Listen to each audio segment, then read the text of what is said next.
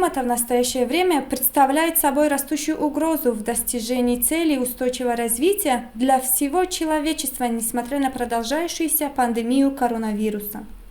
Малоземельные фермеры, женщины и бедные слои населения в Таджикистане особенно уязвимы к климатическим рискам. солҳои охир хушксолӣ бештар шуда истодааст ва мо деҳқонон дар хоҷагӣ деҳқонӣ зарари калон дида истодаем. дар деҳаи мо чашмаҳои зиёде хушк шуданд ва ҳоло мо барои истифодаи оянда дар бочкаҳо обро захира карда истодаем. ҳар сол мо ногаҳонии нави иқлимро ҳис карда истодаем, дар айни ҳол гармхонаҳо сохта истодаем. Молодежный экологический центр работает в сельской местности для снижения уязвимости населения, особенно женщин.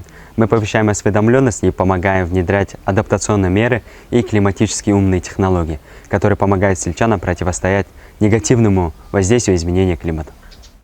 дар деҳаи мо норасоии барқ бештар ба назар мерасад. Бо сабаби маҳдуд намудани барқ, бо сабаби садама 3-4 рӯз деҳа бебарқ мемонад. Аз ҳамин сабаб мо кумитаи занҳо як панели афтобӣ барои барқ, 2 гармхона сохтем.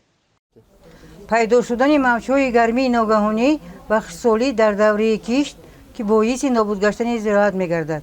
Маркази экологии ҷавонон бо дастгирии лоиҳа ба мо кӯмак расонид ки 3 гармхона созем то ҳосили барвақтро аз таъсири манфии тағйирёбии иқлим муҳофизат намоем.